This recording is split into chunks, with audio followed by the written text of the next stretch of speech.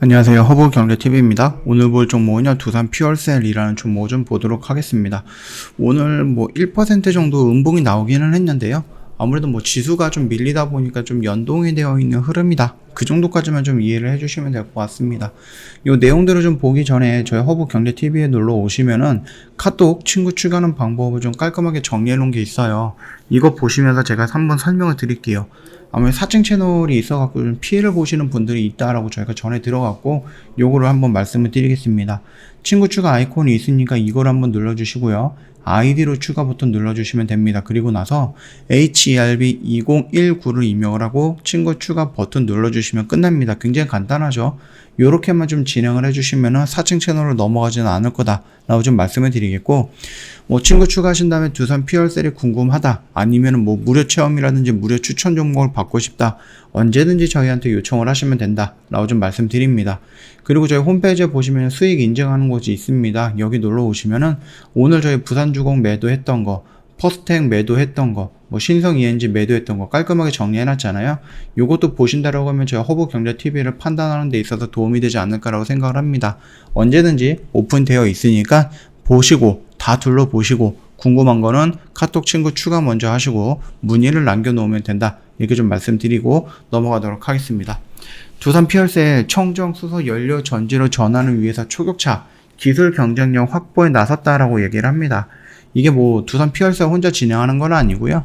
한국남부발전이라든지 삼성물산 건설 부분, 그 다음에 한국에너지기술연구원과 청정수소 연료전지 개발 전환을 위한 업무 협약을 체결했다라고 합니다. 이번 협약은요, 청정수소 인증제, 그 다음에 CHPS라고 하죠. 국내에 수소경제 활성화 정책에 부응하기 위해서 마련이 되었다라고 하고 있고요. 연료전지 연계의 CCU라든지 이 기술을 좀 개발을 한다라는 부분, 또는 기존의 수소 연료전지를 그린, 블루, 연료전지를 전환을 한다든지, 그리고 암모니아 연료전지 실증 사업 공동협력 및 사업화가 중요한 내용이다라고 좀 보시면 되는데, 이 수소를 생산하는 방법이 그레이 수소, 블루 수소, 그린 수소가 있는데, 이산화탄소가 발생이 안 되는 부분을 놓고 본다라고 하면 그린 수소가 가장 좋은 부분입니다. 그리고 나서 그레이라든지 블루 수소 쪽으로 좀 넘어가는 부분인데, 이 수소법이 가장 중요했던 부분이 바로 이 수소를 어떻게 구분을 하느냐, 어디까지 허용을 해주느냐 라는 부분이었거든요. 어느 정도 운정해 줄 수 있는 범위까지는 좀 허용이 되었다 라고 좀 봐주시면 될 것 같아요. 일단 두산 퓨얼셀은 암모니아 연료전지 실증 사업에도 참가하게 될 것이다 라고 얘기가 나오고 있는데, 암모니아는 영하 33도에서 액화할 수 있으며 수소에 비해서 부피가 작기 때문에 1.5배 정도 더 많은 양을 운송할 수 있다고 합니다. 암모니아는 에너지 밀도가 높기 때문에 액화 수소보다 더 효율성과 경제성이 평가가 높다, 이렇게 좀 받고 있네요. 그래서 이런 것도 진행을 한다라고 했을 때 나중에, 지금 당장은 아니겠지만은 나중에 충분히 수소 경제 활성화에 도움이 될 거다 라고 봐주시면 될 것 같습니다. 자, 그렇다라고 하면은 지금 당장에 우리가 수소차와 현대의 넥소 말고는 다른 게 보이지는 않고 있거든요. 그래서 지금 전기차가 이렇게 잘 나가고 있고, 다른 회사들도 이 수소보다는 전기차에 집중하고 있고 올인하는 회사들이 있는데, 왜 우리는 수소차에 집중을 해야 되느냐, 수소차를 생산하거나 아니면 수소차를 연구하는데 게을리해서는 안 되느냐 라는 부분을 놓고 보신다라고 하면은, 이거는 어쩔 수 없는 거다 라고 좀 보시면 될 것 같아요. 물론 현대차조차도 지금 당장 수소 승용차를 만드는 데 있어서 들어가는 비용이라든지 거기에 들어가는 기술력의 한계, 이런 부분 때문에 승용차를 만드는 데 있어서 조금 딜레이가 되거나 하면 연기하거나 잠깐 멈춰 있는 구간이죠. 버스라든지 트럭 같은 경우는 수소차들이 좀 나와주고 있습니다. 시중에도 돌아다니고 있고, 목표를 몇만 대 이렇게 좀 예상을 하고 있기 때문에 그건 도움이 되지 않을 것 같아요. 자, 일단은 전기차뿐만 아니라 수소차를 우리가 놓으면은 안 된다 라고 하는 이유 같은 경우는 아무래도 장기적으로 본다라고 했을 때 친환경적인 측면에서 전기차보다 우위에 설 수 있다라는 전문가들의 관측이 있기 때문이다라고 좀 보시면 됩니다. 전기차의 동력원인 전기를 만드는데 화력이라든지 원자력 발전 등이 필요한데, 수소차는 수소 탱크에서 저장된 수소를 공기 중 산소와 반응시켜서 전기를 만들어 구동을 하는 거죠. 이 과정에서 수소차는 유해가스가 아니라 물만 배출하게 되는 겁니다. 자, 전기차 같은 경우는 신재생 에너지를 활용해, 재생 자동차 이렇게 얘기하기에는 살짝 좀 애매하죠.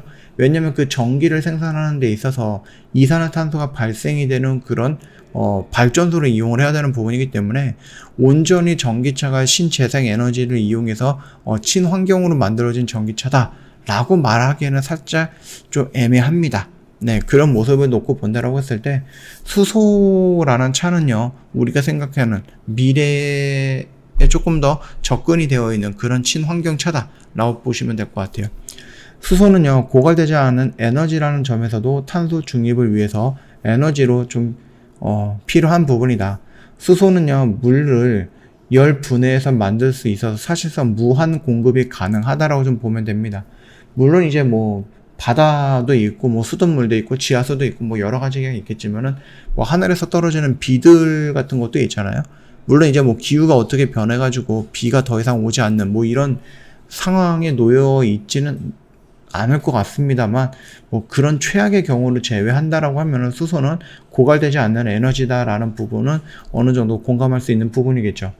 전기차 보급률이 20에서 30% 정도로 올라가면은요, 지금 우리가 전기를 이렇게 만들어낼 수 있는 그런 시설들 턱없이 부족해진다라는 겁니다. 그래서 전력 수급에 어려움이 있고 블랙아웃이 진행이 될 수 있기 때문에 뭔가를 또 만들어야 돼요.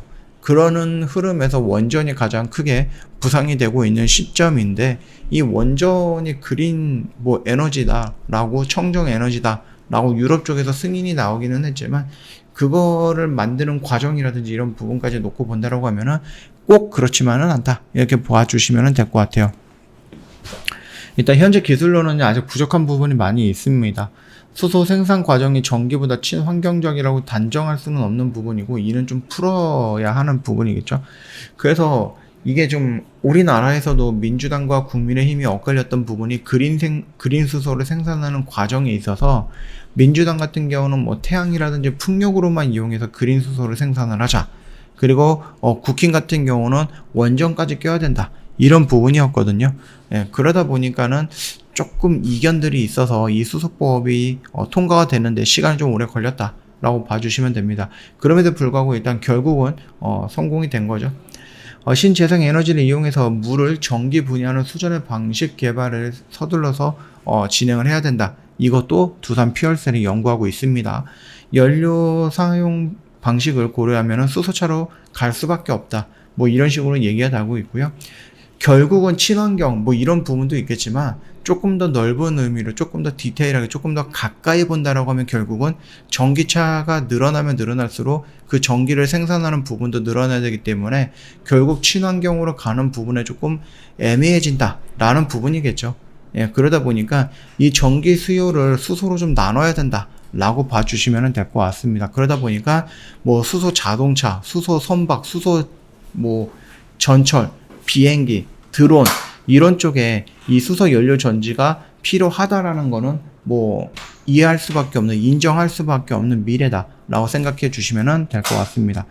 차트의 흐름을 놓고 보면은 특별하게 움직인 것은 없습니다. 여전히 여기 라인을 돌파해주는 모습들이 연출돼야지 추세가 조금 살아나지 않을까라고 보고 있습니다.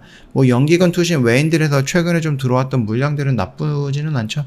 사모펀드에서도 물량이 들어오고 있는데 그렇게 큰 물량은 아니기 때문에 이 물량은 잠깐 뒤로 돌려놓으면 될 것 같고, 연기금과 투신과 외국인에서 들어오는 요 물량들 유지가 되는지 그것만 좀 지켜보면 되지 않을까라고 생각을 합니다. 저 허브경제TV 홈페이지 놀러 오시면 카톡 친구 추가하는 방법 깔끔하게 정리해놨다 라고 좀 말씀을 드렸죠. 요거 참고하시고 등록을 해주시면 될 것 같고요. 저 매매했던 것들 여기에 보시면 깔끔하게 정리해놨으니까 저희 허브경제TV를 판단하는 데 있어서 도움이 될 거다라고 생각을 합니다. 언제든지 보시고 둘러보시고 나서 카톡 친구 추가 먼저 하시고 저희한테 문의를 남겨놓으시면 된다, 이렇게 말씀을 드리면서 마감하도록 하겠습니다. 영상 도움이 됐다 그러면 구독과 좋아요 한번 부탁드리겠습니다.